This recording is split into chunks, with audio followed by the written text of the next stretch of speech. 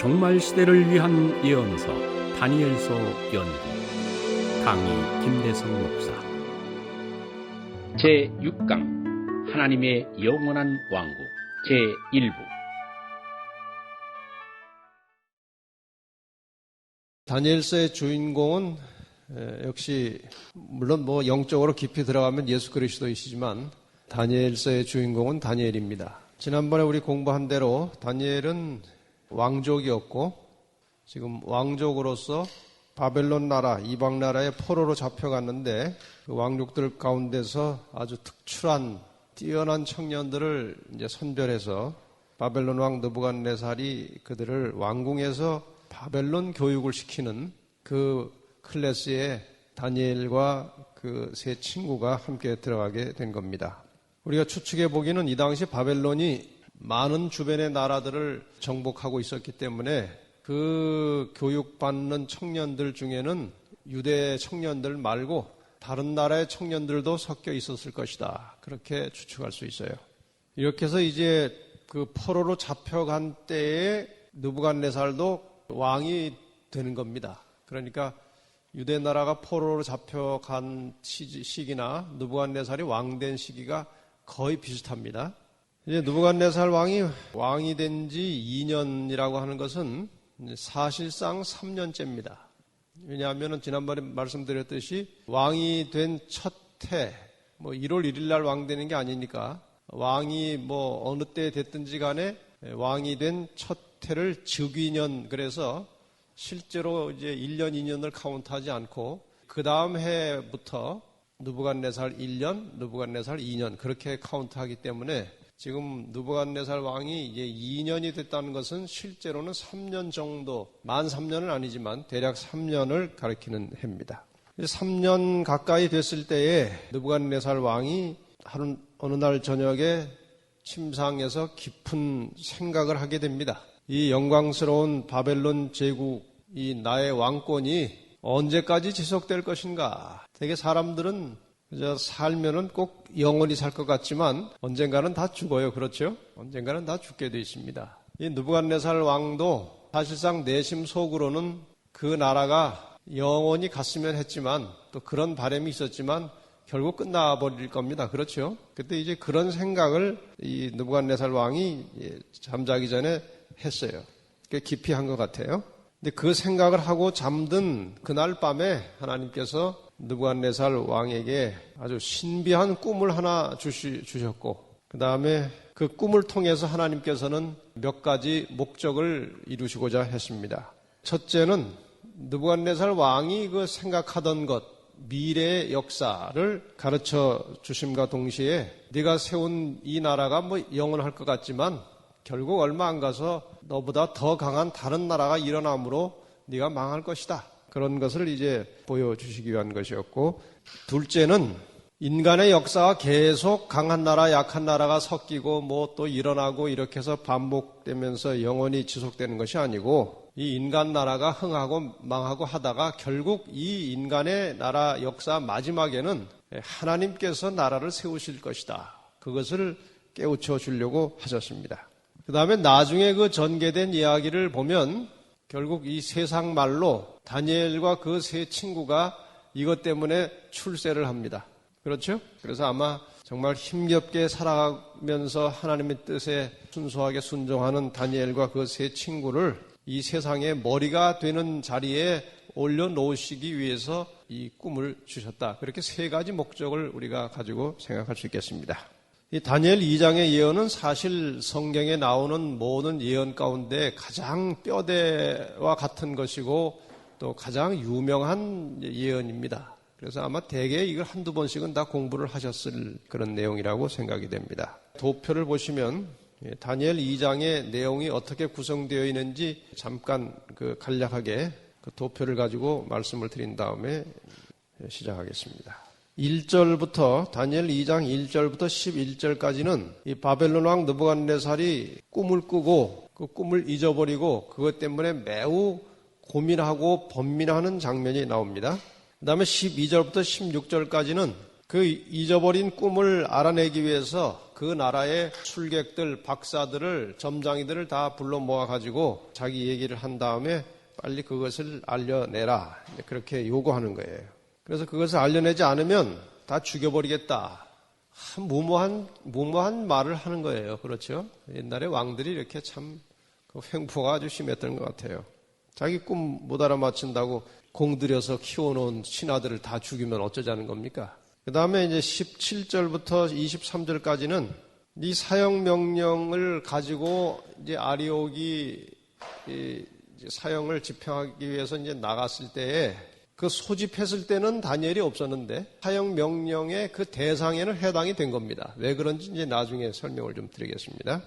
어쨌든 다니엘이 그 말을 듣고 그거 너무 급하다. 왕의 명령이 이 대국의 왕의 명령이 뭐 그렇게 급하냐. 그래서 이제 아마 안내를 받았겠죠. 그래서 왕에게 가서 조금 시간을 주십시오. 가져오겠습니다. 그러니까 이제 그러냐? 그럼 내가 좀 기다려보겠다. 그러니까 나머지 이제 죽게 된 박사들은 대기 상태고 이제 다니엘이 친구들과 함께 기도함으로 똑같은 꿈과 해석을 하나님으로부터 받게 되었습니다. 그것이 17절부터 23절까지고 그 다음에 24절부터 35절까지는 이제 다니엘이 그 꿈을 가지고 왕 앞에 나가서 꿈 내용이 무엇인지 상세하게 이야기해 줍니다. 그 다음에 36절부터 45절까지는 그 꿈을 해석해 주고 그 꿈 내용과 해석을 들은 이 느부갓네살 왕은 정말 기절할 정도로 감탄합니다. 도대체 어떻게 그것을 그렇게 다 알 수 있었느냐. 이제 얘기를 듣고 나니까 생각이 나지 않겠습니까? 그래서 마지막 부분, 다니엘서 2장의 마지막 부분 46절부터 49절까지는 느부갓네살 왕이 하나님의 위대하심을 시인하고 굴복하는 그런 장면이 나오면서 다니엘 2장이 끝납니다. 우선 첫 번째 부분, 느부갓네살 왕이 꿈을 꾸고 꿈을 잊어버린 다음에 번민하고 있는 장면을 먼저 살펴보겠습니다. 이미 그 전체 구조에 잠깐 설명이 되었지만 어쨌든 이 바벨론 왕이 꿈을 꾸고 여기 본문에 보면 위에 있은 지 2년의 꿈을 꾸고 그로 인하여 마음이 번민하여 잠을 이루지 못한지라. 그로 인하여라고 하는 것은 꿈 자체 때문이 아니고 일단은 꿈을 어떻게 했기 때문에 잊어버렸기 때문에 이제 고민하고 아마 중간에 잠이 깼나 봐요. 잠을 더 자야 되는데 잠이 안 오는 거예요. 그 꿈을 잊어버렸고 꿈을 생각해야 되는데 생각이 안 나니까 잠이 안 오는 거예요. 자, 그래서 이제 아침에 일어나서 그 박수와 술객과 점장이 또 술사들을 다 이제 불러 모았습니다. 불러 모아가지고 어젯밤에 내가 자다가 꿈을 꿨는데 내가 잊어버리긴 했지만 굉장히 심각하고 중요한 꿈인데 내가 이게 생각이 안 난다. 그러니 당신네들이 다 그런 거 알아맞추는 점쟁이고 다 그런 거 연구하는 사람들이니 빨리 그 꿈 내용과 해석을 내놔라. 내가 아주 지금 고민이 돼서 죽겠다. 그게 이제 3절의 내용이에요. 그랬더니 4절에 보면 갈대아 술사들이 아람 방언으로 왕에게 말하되, 이 아람 방언에 대해서는 나중에 또 설명을 드리겠습니다. 그 꿈을 좀 말씀하시면 우리가 해석은 할 수 있습니다. 그랬더니 왕이 화가 나가지고 꿈을 잊어버렸다고 그러는데 왜 꿈을 말하라고 그러느냐. 빨리 꿈 내용도 얘기하고 해석까지 가져와라. 그래가지고 이제 왕이 아주 단호한 명령을 내리죠. 5절. 왕이 갈대아 술사에게 대답하여 가로되 내가 명령을 내렸나니 너희가 만일 꿈과 해석을 나로 알게 하지 아니하면 너희 몸을 쪼갤 것이며 너희 집으로 걸음터를 삼을 것이요. 이것은 아마 가족들까지 다 죽이겠다는 말 같아요. 집으로 걸음터 삼겠다는 것은. 반면에 너희가 만일 꿈과 그 해석을 보이면 너희가 선물과 상과 큰 영광을 내게서 얻으리라. 그러니 둘 중에 하나다. 죽든지 상 받든지 둘 중에 하나다. 그랬더니 똑같은 말을 또 하는 거예요. 그들이 다시 대답하여 가로되 청컨대 왕은 꿈을 종들에게 이르소서. 그리하시면 우리가 해석하여 드리겠나이다. 이것들 봐라. 내가 아까 꿈을 잊어버렸다고 했는데 지금 나하고 자꾸 실갱이 해가지고 너희들 시간 끌려고 그러는 거냐? 그게 그 말이에요. 시간을 천연하여 함이로다. 너희가 만일 이 꿈을 나로 알게 하지 아니하면 너희를 처치할 법이 오직 하나이니 이는 너희가 거짓말과 망령된 말을 내 앞에서 꾸며 말하여 때가 변하기를 기다리려 함이니라. 자, 이제 빨리 꿈을 말해라. 그러면 해석도 나올 게 아니냐. 이제 그 말이죠. 그러니까 왕이 지금 왜 여기서 더 화가 나는가 하면은 그럼 너희가 그동안 나한테 이런저런 말한 것도 전부 다 꾸며서 말한 거냐? 거짓말 아니냐? 그런 이제 화도 같이 난 거예요. 예? 그동안 내가 너희들 말을 다 신임하고 그래도 믿어줬는데 아니 지금 보니까 그동안 말한 것도 내가 믿을 수가 없어. 그래서 이제 화가 더 난 거죠. 그 다음에 이제 갈대아 술사들이 뭐 기왕에 죽을 거 말이나 한마디 더 하고 죽자 한 것 같아요. 갈대아 술사들이 왕 앞에 대답하여 가로되 세상에는 왕의 그 일을 보일 자가 하나도 없으므로 크고 권력 있는 왕이 이런 것으로 박수에게나 술객에나 갈대아 술사에게 물은 자가 절대로 있지 아니하였나이다.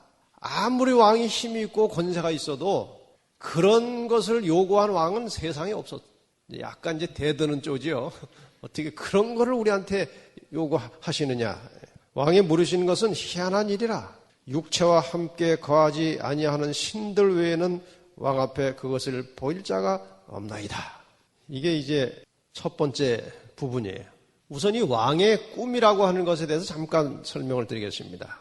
옛날 그 메소포다미아라고 하는 것은 지금 그 바벨론을 중심으로 그 유프라테스 강, 뭐 티그리스 강 그 지역 일대를 메소포다미아 지역이라고 그렇게 하죠. 그 지역에서 발굴돼 나온 기록들에 보면 그 당시에 왕들이 꾼 꿈 이야기가 덜어 나온다는 겁니다. 그리고 그 당시에는 왕의 꿈은 신으로부터 받은 것이기 때문에 굉장히 중요한 것으로 간주했다고 합니다. 그들이 스스로 그렇게 생각을 하고 중요하게 생각했다는 겁니다. 그래서 하나님께서 그 중요한 꿈을 왕에게 보여주셨다. 그 당시 사회적 배경으로 볼 때에 왕에게 그 꿈을 보여주셨다는 것은 왕이 그 꿈을 다른 사람들에게 말할 때 그 꿈이 굉장히 중요한 꿈이라고 생각할 수 있는 배경이 있었다는 겁니다. 그래서 하나님께서 그 바벨론 왕에게 이 중요한 꿈을 보여주셨습니다. 그리고 그 속에 이 세상 역사를 향하신 하나님의 뜻, 하나님의 의도를 담아서 꿈을 주셨다는 거죠. 느부갓네살 왕은 아주 대단히 그 꿈 속에서 느끼기를 아주 인상적이고 아주 중요한 꿈이라는 생각을 가지고 꿈을 꾸었는데 이제 꿈이 너무 무시무시하고 그래서 꿈이 끝나자마자 잠이 딱 깼어요. 그런데 꿈이 생각이 안 나는 겁니다. 아마 하나님께서 다니엘을 통하여 하나님의 영광을 드러내고 동시에 다니엘을 높은 자리에 올리시기 위해서 의도적으로 꿈을 잊어버리게 하셨을 것 같습니다. 그렇죠? 어떻게 그 중요한 꿈을 그렇게 까맣게 잊어버리겠습니까? 하나님의 의도라고 생각이 됩니다. 어쨌든 꿈을 잊어버린 왕은 즉시로 바벨론의 박사들과 술객들을 불러 모아서 꿈과 해석을 보이라고 이제 요구합니다. 여기 왜 특별히 아람 방언으로 말했다고 이제 기록을 했는가? 4절에 보면 아까 보신 대로 아람 방언으로 이 갈대아 술사들이 얘기를 했는데 그 당시 이 바벨론을 지배하던 이 지배 계급은 그 바벨론의 원주민들이 아니고 갈대아 지방의 사람들이 이제 거기를 점령해가지고 다스리고 있었다고 전해집니다. 그래서 이 갈대아 지방 사람들이 주로 쓰는 언어는 바벨론 원주민의 바벨론어가 아니고 아람 방언을 쓰고 있었다는 겁니다. 아마 다니엘도 그 3년의 교육기간 중에 아람 방언을 배웠을 것입니다. 그래서 지금 이 성경은 원래 히브리어로 기록이 되어 있는데 다니엘이 이제 히브리어로 다니엘서를 기록해 나가다가 갈대아 술사들이 아람 방언으로 말하여 가로되 이 부분부터는 이 다니엘서가 이제 아람어로 쓰여지기 시작합니다. 아람어로 쓰여지기 시작하다가 이게 어디 가서 끝나는가 하면 다니엘 7장 마지막 절에 가서 이제 아람 방언이 끝나고 8장 1절부터는 다시 이제 히브리어로 돌아갑니다. 다니엘은 히브리어와 아람어를 자유롭게 쓸 수 있었기 때문에 그 아람 방언으로 말하는 내용을 아람어로 직접 쓴 것으로 보입니다. 어쨌든 이 아람 방언으로 대답한 그 박사와 술객들의 그 대답 내용이 왕에게 아주 만족스럽지 않았고 기분이 몹시 상했어요. 그래가지고 이제 너희가 정 모르면 그동안 내가 다 속은 것으로 간주하고 너희들이 다 죽여버리겠다. 아마 그런 의도로 아주 강하게 반응을 보였습니다. 거기 8절에 나오는 그 천연하려 함이로다. 이제 한자로 보니까 조금 이해가 더 가시죠? 9절에 또 무슨 말이 나오는가 하면은 때가 변하기를 기다리느냐? 대강 뭐 요거를 이렇게 어떻게 해서 넘어가려고 하느냐? 지금 너희들 의도가 뭐냐? 그래서 이제 그런 뜻으로 이제 한 말이고요. 술객들의 대답 내용 중에 지금 왕의 요구는 그동안 어떤 왕도 그런 식의 억지 요구를 한 적이 없다는 겁니다. 그 말 아닙니까? 그런 걸 절대로 왕이 술사들에게, 술객들에게, 박사들에게 그런 걸 물은 적은 없다라고 한 것을 보면 이 느부갓네살 왕의 요구는 당시의 그 상식에도 맞지 않는 아주 무례한 요구였다는 것이 확실합니다. 그 다음에 11절에 육체와 함께 거하지 아니하는 신들 외에는 왕 앞에 그것을 보일 자가 없다는 것은 이것을 왕에게 보여줄 신이 있긴 있다는 말입니다. 그렇죠? 근데 그 신이 자기들하고는 관계가 없을 뿐이에요. 이건 굳이 하나의 가정입니다만은 그 신에 대한 어렴풋한 지식을 어디서 얻게 되었을까? 아마도 다니엘과 그 세 친구들과 함께 이 박사들이 살아봤기 때문에 그 다니엘과 그 세 친구들이 섬기는 그 신에 대해서 어느 정도 희미한 인식이 있었다는 생각이 듭니다. 그래서 아마 그 신은 알지 모르지만 우리 상식 가지고 우리의 능력 가지고는 알 길이 없다고 완전히 포기하는 겁니다. 자, 이제 이 내용을 대강 이제 분석을 해봤으니까 뭐 여기에서 우리가 잠깐 얻을 수 있는 교훈을 좀 살피고 그 다음 부분으로 넘어가겠습니다. 아까 말씀드린 대로 느부갓네살이 꿈을 꾼 것이나 꿈을 잊어버린 것은 아마도 하나님의 섭리가 아닌가 생각이 됩니다. 왜냐하면 비록 지금 유대 나라가 바벨론의 포로로 가 있지만 영원히 포로로 두실 것이 아니고 70년 후에 다시 되돌려 나오실 겁니다. 그래서 그동안 이 유다 나라 백성들이 완전히 멸절되지 아니하고 그래도 그 하나님을 믿고 하나님을 섬기는 신앙의 뿌리를 간직하고 있어야 되기 때문에 아마 이런 꿈과 해석을 통해서 하나님의 영광을 크게 드러내고 하나님을 신뢰하도록 그렇게 하나님께서 섭리하셨다고 생각합니다. 그런데 그 하나님의 섭리 속에 누가 있었는가 하면은 다니엘과 그 세 친구들이 있었다는 겁니다.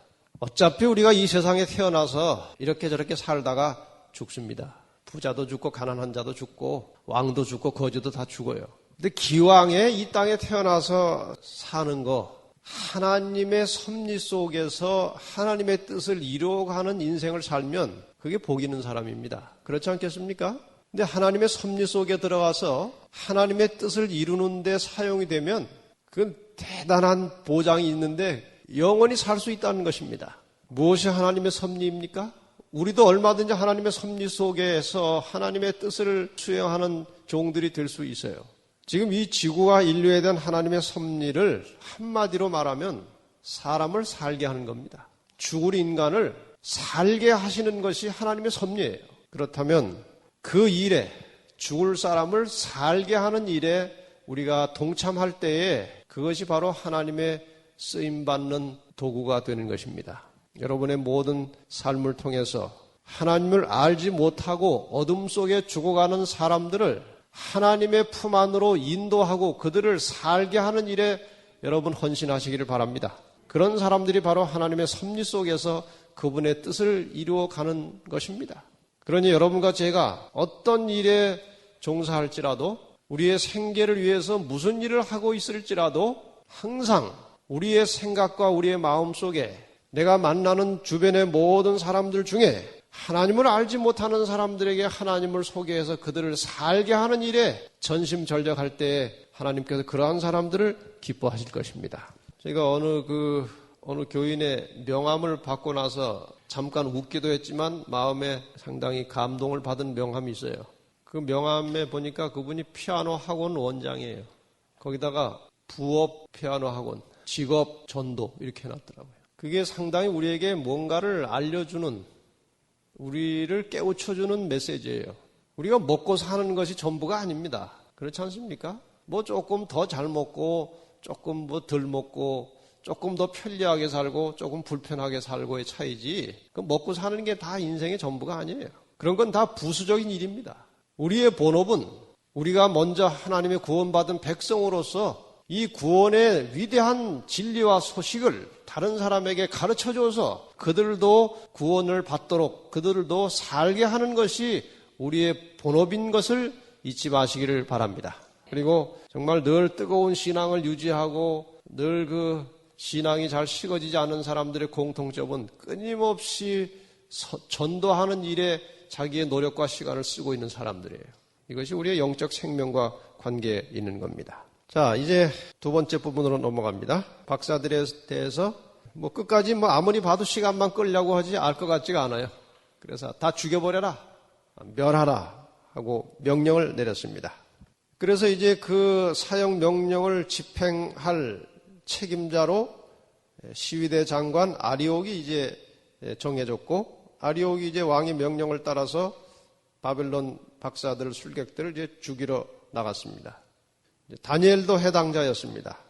다니엘이 명철하고 슬기로운 말로, 그 말을 그렇게 함부로 하지 않는 사람이겠죠. 다니엘이 상당히 조심스럽게, 공손하게, 겸손하게 말하는 사람이었습니다. 다니엘이 아주 슬기로운 말로 왕의 장관 아리옥에게 말했습니다. 어찌 그렇게 급하십니까? 왕을 좀 만나게 해주시면 내가 한번 왕하고 의논을 해보겠습니다. 그래? 그래서 이제 아마 아리옥이 중계를 한 모양이에요. 16절, 다니엘이 들어가서 왕께 구하기를 어떻게 하면? 기한하여 주시면, 시간 여유를 조금 주시면 왕에게 알려드리겠습니다. 왕이 이 소리를 듣고 아주 얼마나 확실히 가지고 올지 안 가져올지는 나중 일이고, 일단 이 말을 들으니까 안도에 이제 숨이 나온 거예요. 왜? 자기가 지금 홧김에 그 박사들, 술객들 다 죽이라고 해놓긴 했는데, 그거는 순간의 감정이지, 나중에 정신이 조금 들고 보니까 이게 보통 큰 일을 저지른 게 아니에요. 그러나 왕이 한번 뱉은 말이니까 취소할 수도 없고, 그래서 이제 걱정을 하고 있는 차에 다니엘이 한번 해보겠다고 하니 안심이 되는 거예요. 왜냐하면 이 다니엘은 그렇게 말을 함부로 할 사람이 아니거든요. 그렇죠? 이 다니엘을 지금 한 3년 가까이 접촉해 보니까 이게 보통 사람이 아니고, 그렇게 자신 없는 말을 함부로 할 사람도 아니고, 그래서 이제 왕이 좀 안심이 된 거예요. 자, 그래서 이제 다니엘이 그 왕 앞에 가서 그렇게 즉석에서 꿈과 해석을 보여주겠다고 한 것을 보면 다니엘은 정말 믿음의 사람이고 하나님과 늘 교통하면서 하나님의 뜻이 무엇인지를 분별할 수 있는 사람이었습니다. 그래서 이제 왕이 좋다, 그럼 한번 며칠 줄 테니까 속으로는 제발 좀 가지고 와라. 그런데 다니엘과 그 세 친구들이 왜 처음에 왕 앞에 불려갔을 때는 없었고 왜 죽이라고 할 때는 같이 죽게 되었느냐.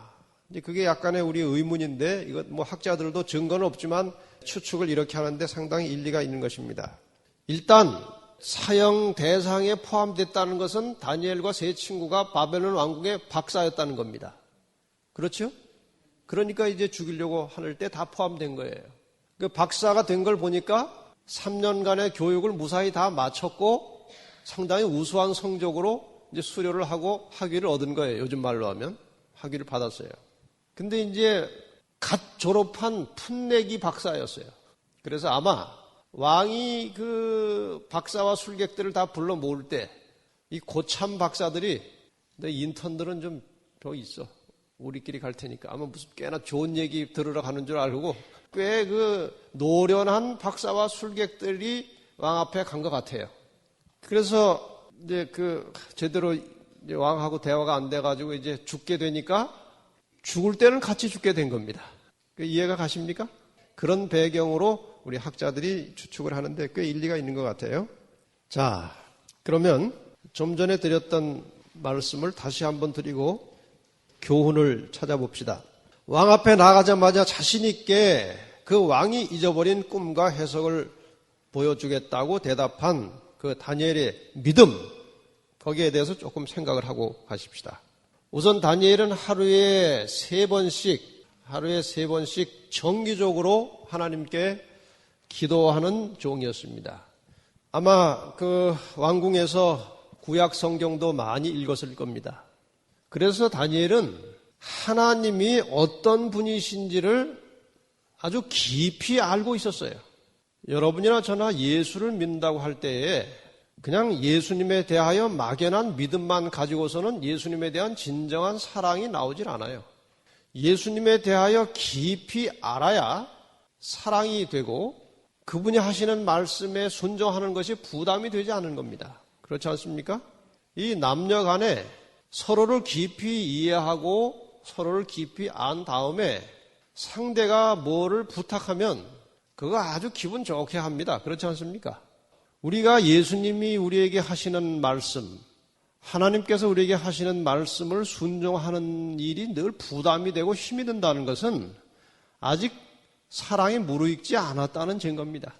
더군다나 하나님이 우리에게 시키는 일은 하나님을 돕는 것이 아니고 우리 자신의 유익을 위해서 하나님께서 주시는 말씀들입니다. 다.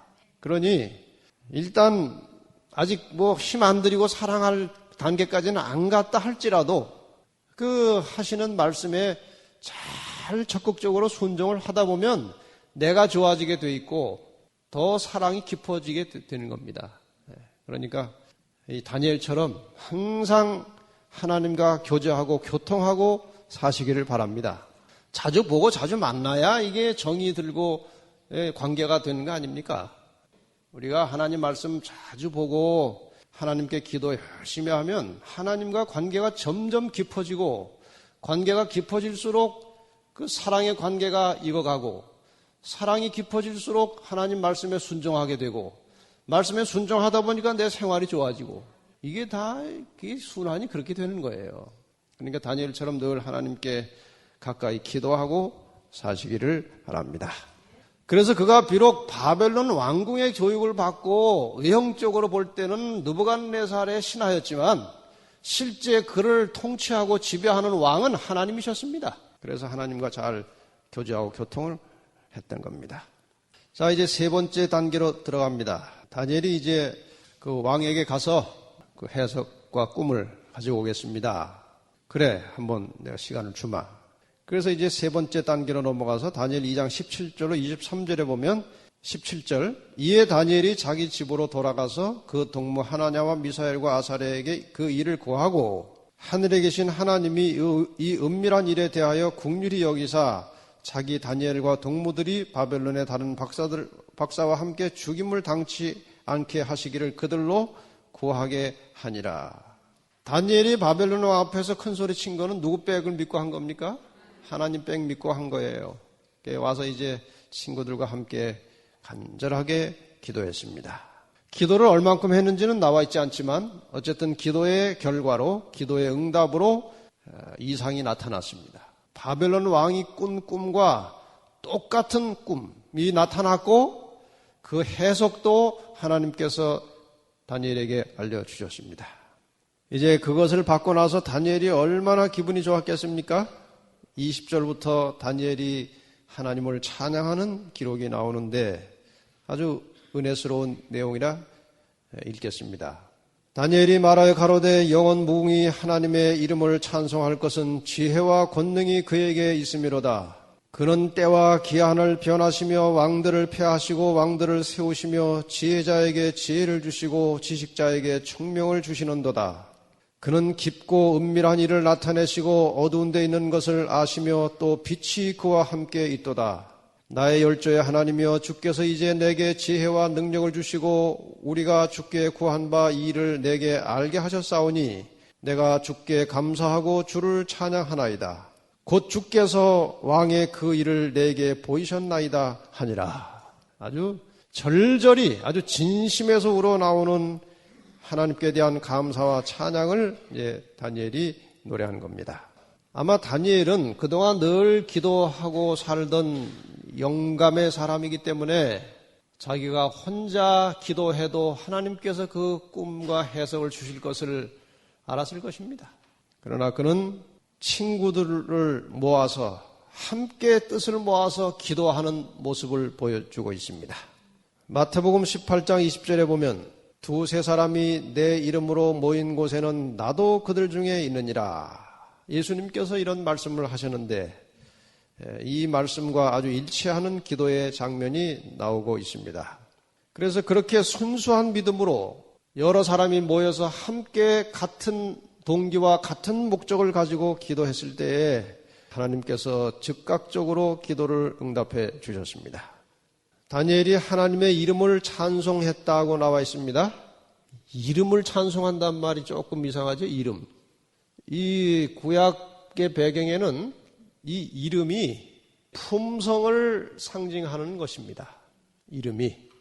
그래서 하나님의 이름을 찬송했다고 하는 것은 하나님의 그 품성을, 하나님을 찬양했다는 것입니다. 이름 가지고 찬양한 게 아니고, 이해가 가시죠? 모든 지혜와 권능의 근원은 하나님이십니다. 우리는 이 사실을 항상 알고 있어야 돼요. 세상의 왕들이 아무리 위대해도 그들의 운명은 하나님의 손에 달려 있습니다. 지혜자에게 지혜를 주신다. 이 말을 우리가 조금 풀어서 해석하면 하나님께서 주시는 지혜를 하나님의 뜻대로 적절하게 사용할 수 있는 사람들에게 하나님께서 지혜를 주신다. 그 말입니다. 우리가 하나님께서 주시는 지혜를 가지고 자기 영광을 위해서 사용하게 되면 이건 큰 문제입니다. 그래서 하나님께서는 아무에게나 주시는 것이 아니고 간절한 마음으로 구하는 자에게 지혜와 명철을 주십니다. 구하지도 않는데 지혜를 줘가지고 그 지혜를 가지고 뭐 일을 해서 큰 영광이 돌아오면 자기가 잘난 줄 알아요. 여러분, 하나님 안에서 진정한 지혜자가 되기를 원하시면 겸손한 마음으로 늘 하나님께 기도하시기를 바랍니다. 가장 큰 지혜는 하나님의 말씀을 깨닫는 지혜예요. 어떤 사람은 그 세상적으로 굉장한 지식과 학식을 가지고 대단히 유식한 사람이지만 하나님의 말씀을 깨닫지 못하는 사람들이 있어요. 그렇습니까? 이게 얼마나 중요한 말씀이고 우리의 생명과도 같은 것인데 이 말씀을 관심도 없고 펼쳐봐야 깨닫지 못하는 사람들이 많이 있습니다. 세상의 지혜로운 사람들 중에 하나님이 주시는 가장 큰 지혜, 겸손한 사람들에게 하나님이 내려주시는 지혜는 하나님의 말씀을 깨닫는 지혜입니다. 여러분 여기서 공부하시는 동안에 이 말씀이 잘 이해가 되지 않으면 하나님께 기도하시기를 바랍니다. 겸손한 마음으로 하나님께 간절하게 기도하실 때에 하나님께서 이 말씀을 바르게 잘 이해하고 깨달을 수 있는 지혜를 주실 것입니다. 이것이 진짜 참된 지혜예요. 그래서 여러분이 지혜가 없을 때 성경 보는 거하고 어느 정도 하나님 주시는 지혜를 가지고 성경 볼 때에 성경이 전혀 다르게 보입니다.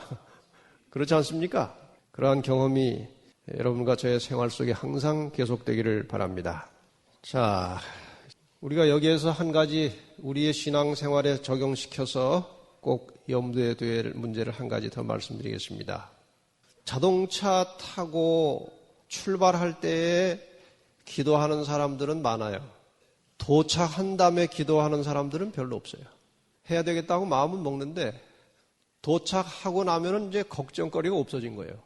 우리나라 속담에 그런 말이 있죠. 화장실 갈 때 마음하고 올 때 마음하고 다르다. 근데 우리의 믿음이 정말 성숙해지려면 하나님께 감사하고 찬양하는 일을 많이 해야 됩니다.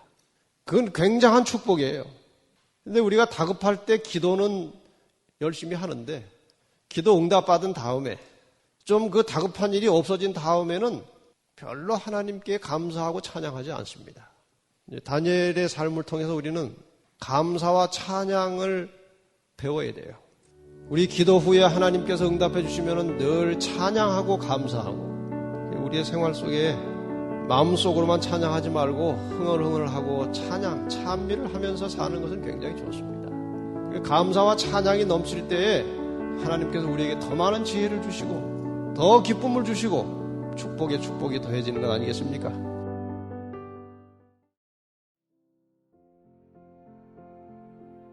다니엘서 연구 교재를 원하시는 분들은 아래 문의처로 신청하시면 강의 교재를 무료로 보내드립니다.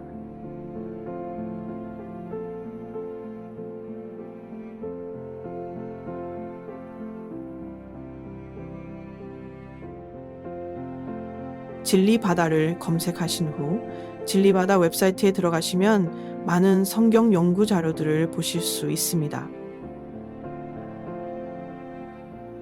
채널 7은 주제별 성경 강의, 실질적인 복음 설교와 간증 등 성경의 진리를 갈급하고 추구하는 진실한 기독교인들을 위한 선교 채널입니다.